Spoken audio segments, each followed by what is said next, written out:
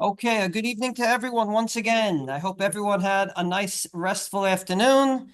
Who with shopping that made their husbands happy, meaning not too much, and who with shopping with a lot, with made their husbands not so happy, and who rested. And this evening, as I mentioned this morning, I'd like to continue from the point we ended off. That is to ask a very simple question.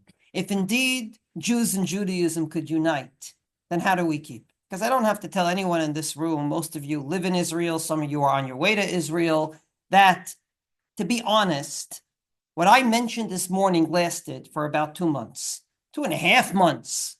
And then it started to corrode away. And today, unfortunately, not in all segments of the population, thank God, but in some, we are back to the same controversies between groups as we were on October 6th, but this time on steroids. Because if before October 6th is the judicial reform, today it's you killed my son, you killed my daughter, my father is in captivity because of you. So you understand very well that we're in steroids today. So without getting political, I don't understand politics, without understanding security, I want to deal with a very simple issue, and that is the new Israeli Jewish identity. Is there such a thing? And how do we maintain it? And in order to introduce this topic, I'd like to start with the following tshuva of Rav Moshe Feinstein that I mentioned yesterday. So Rav Moshe Feinstein has the following question asked of him. There's a teacher in a parochial school, that's a day school, namely those schools that killed our pockets in America. Remember those schools? And in the class, there are Jewish children and non-Jewish children. It happens that sometimes there's Jewish children and non-Jewish children in the class because the father's Jewish and he wants his son or daughter to get a Jewish education. And basically the question to Rav Moshe was a very simple one. Can I teach Torah to non-Jews? There's a prohibition to teach Torah to non-Jews. So Rav Moshe starts answering the question. There's a heter over here. There's a heter over there. There's a heter number 3, number 4, number 5. And finally he says, with due respect to all the heterim, I have an answer for you. Let's make a class trip. We'll all go not to the pool, but to the mikveh. And we'll throw all those kids who are under bar bat mitzvah into the pool. And by chance, we'll have 3 rabbis standing there, and they'll all be Jewish. That's very interesting idea. Now, he doesn't say it that way. He says, megayerotam. And then he says, you're going to say to me that it's not a schut, because the Gemara says it's only a schut to do such a thing to a kid under bar bat mitzvah, because when he grows up, it will be a big schut to be a Jew. But that's only if you're a religious Jew. He says, I have faith in the teachers. I have faith in the school. The kid will probably come out religious. And even if he doesn't, Rav Moshe says, it's better to be a Jew and not a good Jew that does all the mitzvot than to be a non-Jew. That's Rav Moshe's tshuva, end of tshuva. Okay? I'm not going to deal with the second clause right now. I want to deal with the first clause. Rav Moshe says that in this school, in America, there's a very good chance that this kid that comes from a Jewish father and a non-Jewish mother, namely the family is not exactly religious, is going to come out to be a religious observant Jew because he's in the right environment and in the right school. Based on that, would you take kids under bar bat mitzvah in Israel and throw them in the mikveh like Rav Moshe Feinstein suggests? On this issue, there's actually a very interesting controversy between 2 rabbis. Rabbi Ari Shwat, maybe some of you heard of him. He goes by Rabbi Avi Shvat today. And Rav Uri Betzalel Fisher. In a periodical called Hama'ayan, they both have a disagreement on this point. Comes along Rav Uri Betzalel Fisher and says, with due respect, Rav Moshe Feinstein is correct outside of Israel. Why? Tell me, you remember living outside of Israel, how easy it was to be a Jew?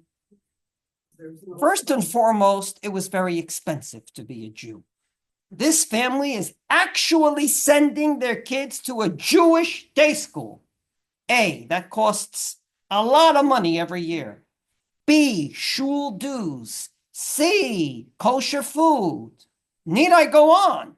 If this family, even though it's a mixed marriage, but if this family is going out of their way to do all of this? It must mean that they are very serious about their Judaism. And therefore, take that plus the school. This kid has a good chance to be religious. But outside of Israel, meaning in Israel, it's very easy to be a Jew. I'll give you a very simple story to prove my point before your question. As everybody here knows, you can kosher a treif dish, but there's an ancient Ashkenazi custom not to kosher from milachik to fleishik or from fleishik to milachik. Why? Because you did nothing wrong. Plus, you'll get mixed up. If you kosher your dishes every day in your kitchen, you'll get mixed up. So lo and behold, there was a lady in Petach Tikva. This story is true. I can't make this up.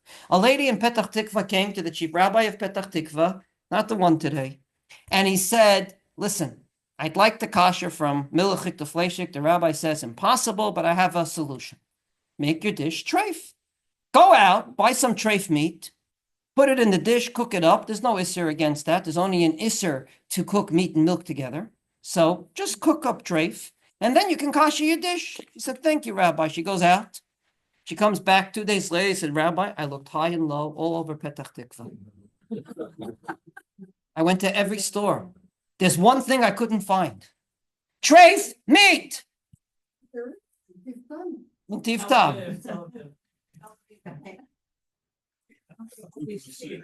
Now, that means in Israel, it's pretty natural to be Jewish. Our days off are Yontiv, Shabbos, and Chol HaMoed. And therefore, you don't have to make any concentrated effort to be Jewish. That being the case, ladies and gentlemen, maybe in Israel, it's not such a good idea to take kids under bar bat mitzvah and throw them in the mikvah, because here, Jewish identity is a given. And therefore, there isn't this good chance that they'll become observant Jews. Disagrees with him, Rav Avi Shvat. Rav Avi Shvat says, with due respect, outside of Israel, look at the Pew Report, look at the assimilation rates, it's all going down. In Israel, there's one thing you can promise most kids, and that is they will remain with the Jewish people. How much? How much Judaism they'll have? It's a different question, but they'll definitely remain with the Jewish people. And my question this evening is, where do we stand now, post October 7th? With Rabbi Fisher, who says in Israel, a given to be Jewish, no one's going to make any concentrated effort. Or with Rabbi Shvat, who says, no, in Israel, there's a higher chance. Meaning the Jewish identity and being Jewish go up since October 7th, or didn't change at all? But you had a comment. The question is, the whole family could be committed Jewishly because they spend all this money in the day school and all that. But did anybody, what would this rabbi say about asking the mother's permission to throw the kids in? No, absolutely with the parents' permission. Rav Moshe writes that. Yeah, No, of course. You can do that. No. The way I said it was just to wake everyone up. Rav Moshe says parents' permission, obviously done properly. But the idea would be that you don't have to check if the parents will be observant, whatever. The very fact that to be Jewish is a schut. That's Chiddush number one. And Chiddush number two, he says, probably this kid will come out religious. So my question is, did anything change since October 7th? So I'd like to introduce to you this evening, not more rabbis. I'd like to introduce to you two publicists in Israel. You probably don't read their words because, I'll be honest with you, they don't write in English. And I don't read them, even though I read Hebrew. I'm sure many of you read Hebrew. I'm pretty sure you haven't heard of these two people. If you did, please let me know, because I've given this lecture before, and it's interesting, no one ever heard of them. The first guy is named Binyamin Scheinberg. Have you heard the name Binyamin Scheinberg? Binyamin Scheinberg is what we call in Israel, again, I'm being very, not pejorative, but descriptive, Chardali. Have you heard the term Chardali? That means you live like a Haredi, but you have a knitted kippah. No TV at home, no smartphones, you don't go to college, but there's two things you do. You believe in the state of Israel, you say Hallel and Yom HaAtzmaut, and you do army service, okay? Sometimes. Well, without a degree, it's hard, but yes, you work. So, this gentleman was a Chardali, right-wing politically. Comes October 7th, a few months afterwards, he writes an article, and his articles are read. Not by me, as I said, but it was referred to me. And he called the article Hitpakhut. You know what that word means in Hebrew? Hitpakhut? Development? No, that's hitpatchut. I'm talking about hitpakchut. It actually means something not so nice. It means sobering up. It's like the next day after Noach woke up from his evening that we read about a few weeks before, right? You drank too much in the evening, you woke up the next day. Not so nice. But let's not call it that. Let's call it disillusionment. Let's call it waking up to a new reality. Benjamin Scheinberg writes an article that I can refer to anyone in which he says like this, and I'm quoting from his words. He says, after Simchas Torah last year, everyone said a lot has changed. We had preconceptions about this and about that, and about other things. But what about me? What about me? If everyone failed, what, I didn't fail in some way? He says, I also woke up. I sobered up, in our language, to two things. And these are the two things he writes about. He actually writes about three things. One of them is about Bibi Netanyahu. I don't want to deal with politics, but I'm going to deal with two things he writes about. Number one, the left. And I quote his words now, word for word, letter for letter. I thought that significant portions of the left crossed the line from Zionism to post-Zionism. I thought that people like Yair Golan and Brothers in Arms, Achim LaNeshek, had lost the will to benefit the people and the country. I was wrong. I have so much to learn from their Zionism, from their devotion, from their concern for the future of this country. For today, there is no more traitors, enemies of Israel, and sourpusses. If you remember, all those terms were used before October 7th by the right wing against the left wing. I am no longer willing to hear my representatives express themselves in this way. The second comment he makes is, I always voted based on ideology. If I'm a right wing, I vote for a right wing party.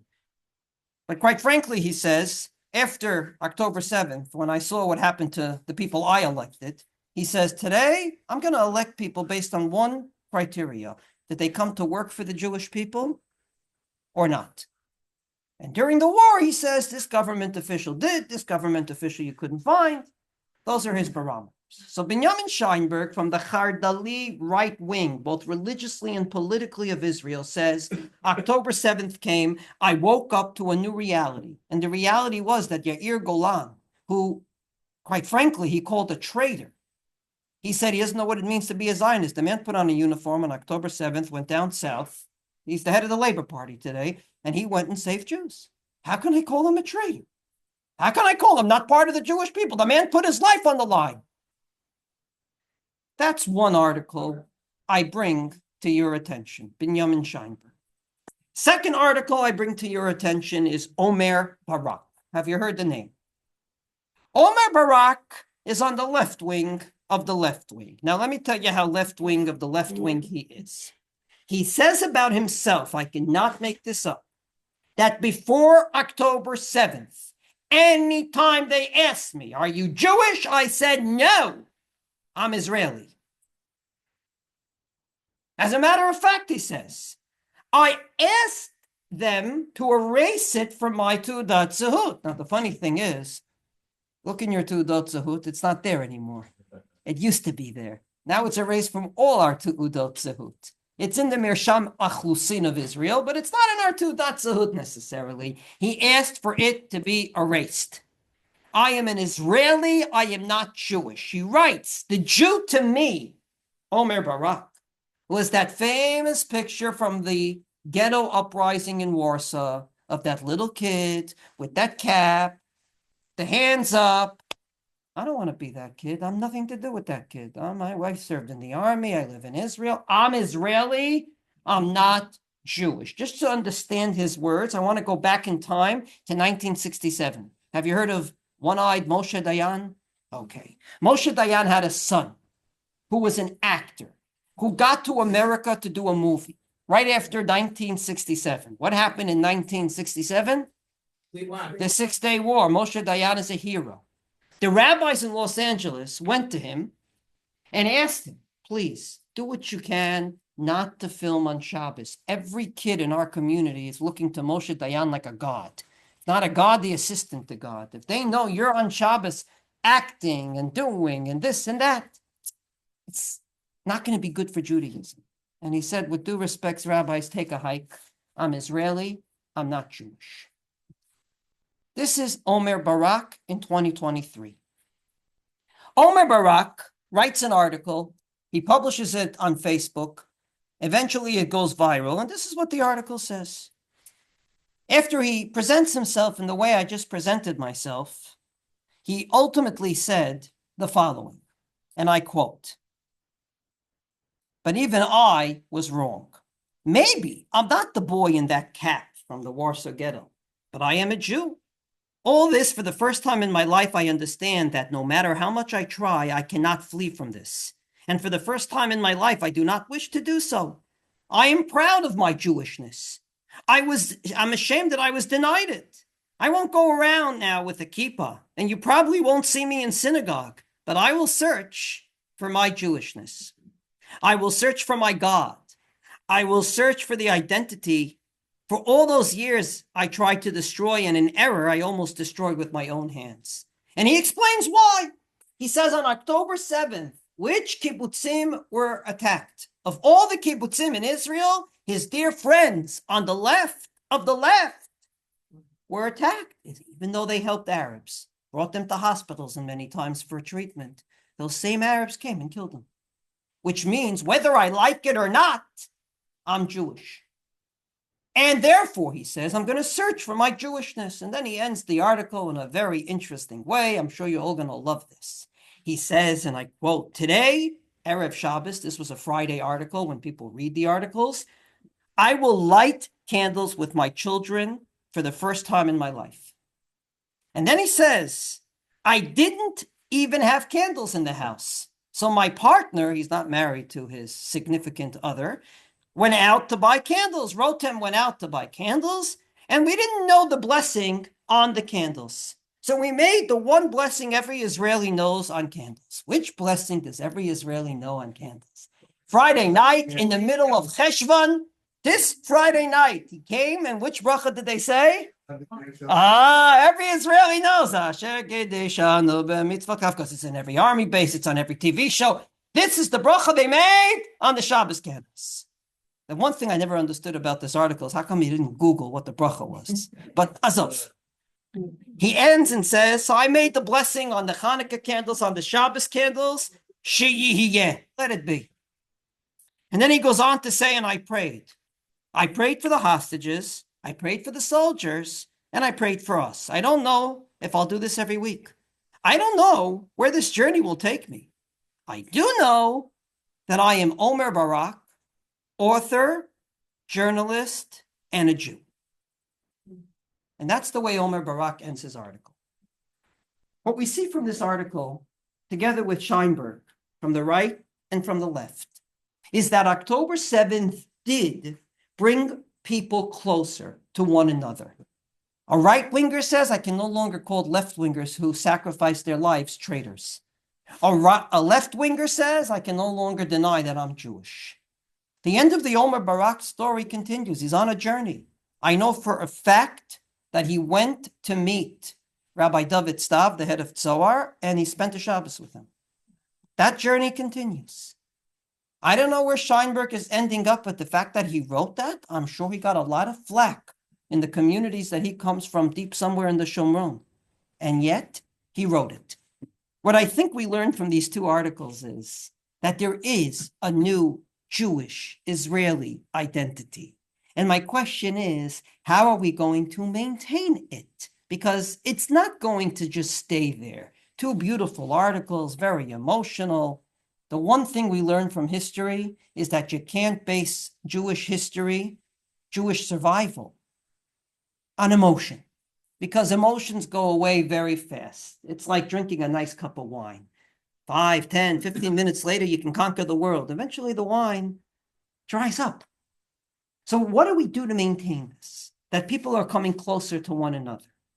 So as everybody knows, on the battlefield, a religious soldier is serving arm to arm with a non-religious soldier. I doubt these people are going out Saturday nights to demonstrate against each other. But that's just a segment of the population. How do we do it to the whole population? And I'd like to suggest the following few things. Number one, how many people in this room heard of an historic date called Kaf Dalid Nisan, the 24th of Nisan? What happened on the 24th of Nisan? So everybody now look in your minds. What's Nisan? Pesach. Pesach is a 7-day holiday in Israel. What's the 7th day of Pesach? Israel. No, the 7th day is not Yisro Chag. The 7th day is Shvi'i Shel Pesach. Last day of Pesach. Kriyas Yamsuf. What happened 3 days after Kaf Aleph Nisan, which was Kriyas Yamsuf? Kaf Dalet Nisan. What happened that day? No, not yet. Egel Hazav didn't happen yet. What? Thank you. Your name again? Stephen says they got to a place called Marah, and they couldn't drink from the water because the water was bitter. And what do Jews do when such a situation happens? They don't do anything about it. They complain. The first thing they do is complain. Then they do something about it. So they complained. God said, no problem. No problem. A rightful complaint is a rightful complaint. You know, your air conditioner doesn't work in your room. That's a complaint. The fact that you didn't have sweetener together with the sugar next to the coffee, that's not such a complaint. Well, God ultimately said, that's a legitimate complaint. And he made that famous miracle. Remind me what it was. Throw a stick in the water became miraculously sweet. And then the Pasuk says, Sham sam lo choku mishpat, v'sham nisahu. He gave them a sprinkling of mitzvot. Now, that whole story is the end of the story in the Torah, right? Now, let's go from the Torah over to Chazal. Chazal fill in 2 things that happened that day. The first thing that happened that day was the first rabbinic enactment in the history of rabbinic enactments. So, you heard of Hanukkah, rabbinic enactment. You heard of Purim. You heard of rabbinic enactments like don't write any letters on Shabbos, not just 2 letters and more. The first rabbinic enactment happened that day. What was it? The Gemara says, the Gemara says it wasn't just water. Ein mayim ela Torah. They went for 3 days and they didn't hear any words of Torah. And because they didn't hear any words of Torah, they got tired and complained. So what did Moshe Rabbeinu do? Moshe was a rabbi. We call him Moshe Rabbeinu for a reason. He made a rabbinic enactment. It's called laning. Every Monday and Thursday and Shabbos, there shouldn't be at least 3 days, God forbid, that goes by and the Jewish people don't lane. That's the first thing that happened on that day, Kaf Dalet Nisan, on that first year when they left Egypt. Okay, their clothes are still dry from coming out of this sea behind us. And that was the first rabbinic enactment in the history of many more, laning. What was the second rabbinic enactment that day? There wasn't. God gave him a sprinkling of mitzvot. What were the mitzvot that God gave him? Rashi says he gave him 3 mitzvot, 3 little mitzvot. Shabbos, Parah Aduma, the red heifer, and Dinin. Establish a judicial system. Now, what is interesting about these 2 events? If I have to say is a common denominator between laning and giving them a little sprinkling of mitzvot, what is the common denominator? My answer. Some is something. Remember those words. Some is something. Laning. How many people in this room ever went to shul on Shabbos, heard the laning, and they said, I finally read the Parsha. I understand the Parsha. Laning. That is not exactly the best way to teach Torah. The way to teach Torah, first of all, it's in the vernacular. You teach in English to an English-speaking crowd. Number 2, you do it in a lecture. Number 3, you do it at a good time when everyone's sitting down, right?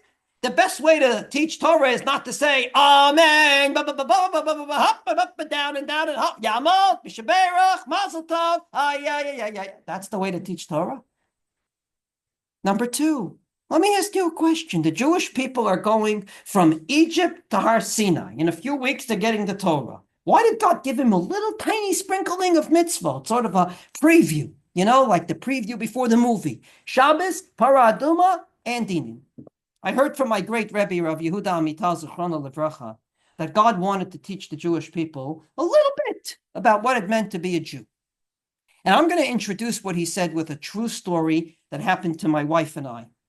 So I'm in Halifax, Nova Scotia, which is in the middle of nowhere. Take a right turn. That's where I was. It's on the Atlantic Ocean. You'll see it when you fly over it to America. But my word of honor, most of you will never visit there. Anyway, it's a gorgeous place if you want a nice place to visit. Where's the Torontonian in the room? Not here. Oh, here we are. Did you visit Halifax? Yeah, beautiful. Thank you. It's a beautiful Jewish land, not so much, right? Well, I was a rabbi there for, thank God, 4 years. And one Shabbos, I'm giving a drasha in shul, and I quote my Rebbe, Rav Amital. I remember the drasha. In any case, at lunch, we hosted many tourists that came to see beautiful Halifax in the summer. And one of those tourists was a nice Israeli elderly couple. She looked religious, he looked religious, very nice couple. We're sitting at the Shabbos table. She tells me in Hebrew, I see you're a student of Rav Amital. I have a story to tell you about your Rebbe. I said, really? Now you have to understand, I'm in the middle of nowhere. I all of a sudden get a whiff from home. It makes you feel amazing. What's the story? I'll tell you after Shabbos. The time now was around 1 o'clock in the afternoon. I don't remember. Shabbos ended at that time at 10 o'clock at night. I figured in my mind the probability this lady's knocking on my door at 10:15 is about 1 to 100. So I'm never going to hear this story. And I felt all afternoon too bad. I could have heard a great story, and from my own Rebbe and from my own place, from Israel. It's gone. Well, Motzei Shabbos, 10:15. Knock on the door. There she is. First, she says, thank you for lunch. She gives us a beautiful birkat habayit. We had it in our home for many years till it broke. And ultimately, she tells me the following story. I was not religious. I was searching and searching and searching. And eventually, someone referred me to your Rebbe. So I said, my Rebbe, he didn't deal with outreach. What do you mean? Someone referred me to him. I don't know what. So I went in and I started saying, this rabbi told me to cut off relationships with my parents. And this rabbi told me to only dress b'tzniut. And that will take you to all the rest of the mitzvot. And this rabbi told me to get rid of my TV. And I don't know what to do, Rabbi. What's your suggestion out of the three? And his suggestion was twofold. The first suggestion was, Al titni la'af echad lebalvel lach et hamoach. That is a very good suggestion. The minute I heard those words, I knew it was a true story because that's the way he used to speak. So I knew it was a true story. And the second part, I knew it was true because I heard it from him. He said, and I quote, take a mitzvah that you don't understand and start doing it. Take a mitzvah you fully understand and start doing it. And take a third mitzvah that you quasi-understand and start doing it. That's my suggestion to you. It was a very short meeting. Well, this lady, I met her years later, totally religious, and she said that was the best piece of advice I ever got in my life. And I remained religious my whole life and remained very much in touch with the family. Where did Rav Amital get that from? From that Rashi I just quoted to you. Let's think of the 3 mitzvot, my friends. First, judicial system. That's logical. If we don't have a judicial system, we won't stop at red lights. We'll kill each other. We need a judicial system. Everybody agrees. What's a mitzvah? The quintessential mitzvah we don't understand for the life of us. Raduma. And what's the mitzvah we quasi-understand but not totally? Shabbos. Everyone agrees we need a day of rest. We need a day to disconnect. Absolutely. However, why do I have to go crazy on Friday to cook food for Shabbos because of the prohibition of cooking on Shabbos? And how come on Shabbos I have to go nuts to make a cup of tea? So Shabbos is somewhere in the middle between the mitzvot you understand, like the judicial system, and the mitzvah you don't understand, like Para Aduma. What did God give them in Marah? A little sprinkling of mitzvot saying to the Jewish people, don't ever think that something is nothing. Some is something. Something is something. And therefore we lane. Laning is not the best, most amazing, ideal way to teach Torah. But every time we lane, we're making a statement. Something is something. Better something than nothing. The first thing we have to say about Jewish identity in Israel is something is something. We cannot expect every non-religious Jew to become religious. And a rightist cannot expect every leftist Jew to become a rightist and vice versa. We have to respect that something is something. And usually something leads to something more. The Jewish people from Marah didn't stay at 3 mitzvot. They eventually got a few weeks later to Har Sinai and got 613 mitzvot. Plus, one of the 613 is listen to the rabbi. So that started a whole slew of other mitzvot, not to mention customs of the Jewish people. And yes, also emunot tefillot of the Jewish people. And there are many out there. Skulas of shapes, sorts, and sizes. Gentlemen and ladies, if we don't respect that something is something, if we expect everything, we'll get nowhere. But if we say something is something, like God said to the Jewish people at Marah, like we do every time we lane, I think we'll get much further than just something partial. And the second thing I want to add to this is the following. We have to stop categorizing the Jewish people. In Israel, unfortunately, that's what we do. Now, I'm not saying outside of Israel they don't do it, they do, but we're in Israel, so I'm going to talk about Israel. I have an ironclad rule. I don't talk about other countries that I don't live in. So I visit America about once a month. I probably know it pretty well, and I still won't talk about it because I don't function there every day. I can talk about Canada, but there's one Canadian here, so I can't do that. No, I'm joking. I can no longer talk about Canada because I don't live there. I haven't lived there in over 20 years. But gentlemen and ladies, there's one thing that happens in Israel which is terrible, and that is we categorize people. He's dati, he's lo dati. He's a smolani, he's a yemani. He's a chardali, he's a this, he's a that, he's a uppy. Every time we look at someone, we right away know who they are. So you see a Jew with dark skin and a black hat, he's a shasnik, right? You see a Jew with payas, he didn't serve in the army. He doesn't work for a living. We do it all the time. We have to stop categorizing people. I'll just give you one little element that makes me very upset in Israel. And that is that we categorize the country between left and right. You look at the news tonight, it can be channel 12, channel 11, channel 14, based on your political orientation. You will see they'll do a seker. What's a seker? Seker sounds like sheker, right? A survey. Every survey they ever do before every election is wrong. So I don't know why people continue to listen to them, but okay. Right? So they do a survey. And at the end of the survey, they show how many people are for Bibi and against Bibi. Here's the left in this color, and here's the right in this color, and there's a few people in the middle, which are usually the Arabs. Gentlemen, we're all part of the same nation. We have to categorize people. You're in the left, you're in the right, you're over here. We can categorize our files in our computer. We cannot categorize people, and I'll tell you why. Let's just take left and right.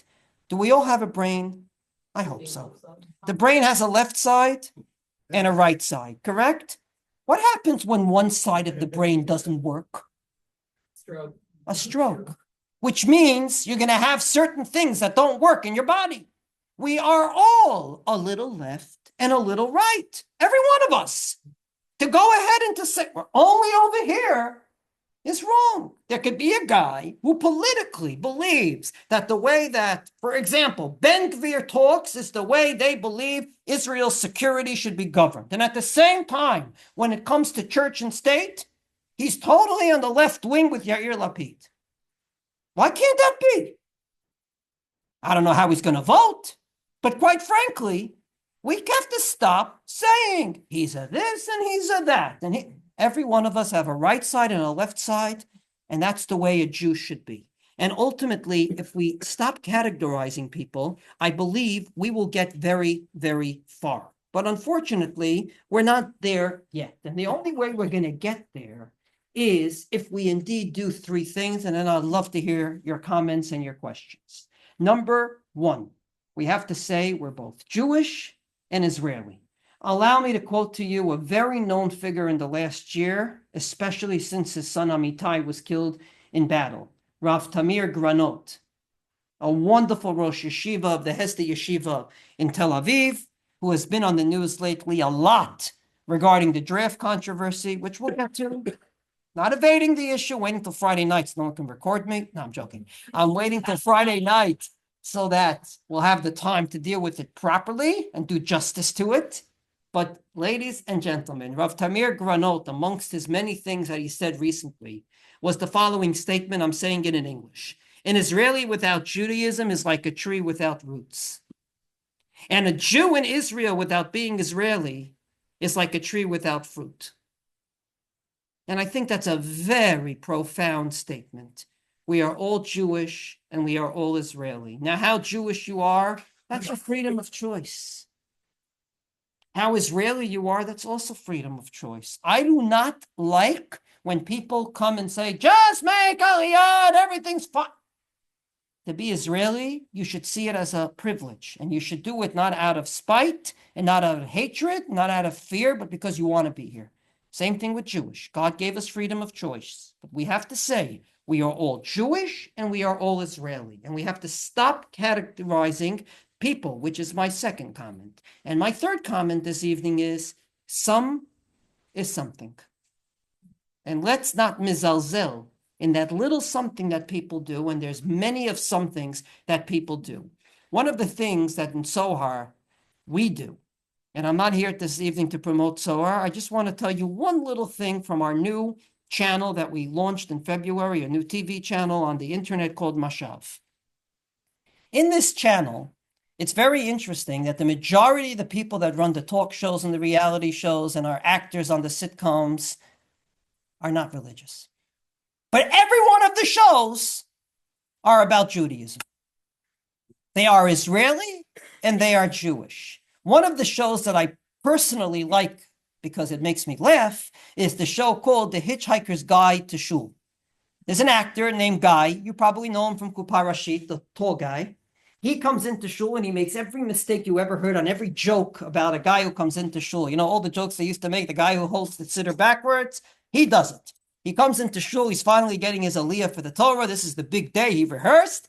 And then he says, great, he comes into shul and he starts walking up to the bima. And then his guide who's with him said, no, they're going to call your name. He says, oh, like an aroma cafe. What a nice system.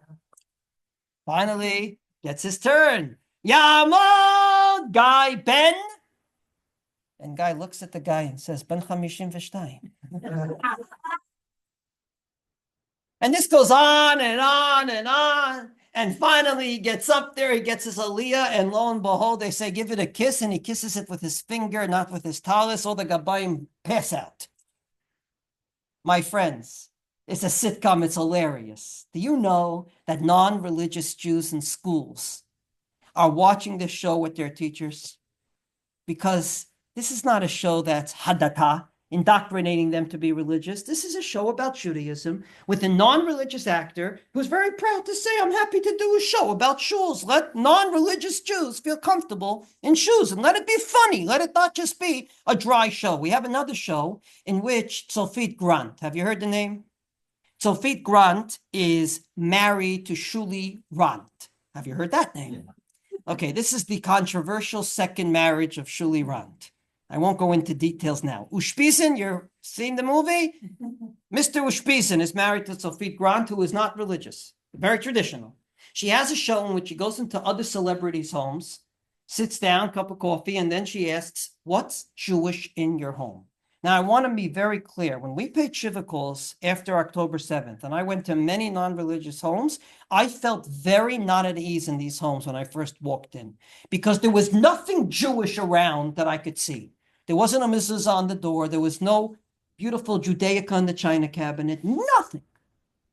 And all of a sudden on this show, some celebrity who you think is the secular of the right, doesn't even call himself Jewish, take out a Gemara from a shelf and says, this is the Gemara that belonged to my great-grandfather, and every year on Pesach we learn from it. And some other person says, and this is the menorah that I don't know what, that we light every Hanukkah. Ultimately, you can't go ahead and categorize people, and you can't say that something is nothing. And if we do that, then I believe that all of us can start living together, being both Jewish and Israeli, and understanding very well that whether we like it or not, we are one people. And one people has to learn how to live together. Love to hear your comments before David starts speaking. Okay, Mrs. Gottesman. It's something that you hear from Israel Miller. Apparently, I heard the account from his son.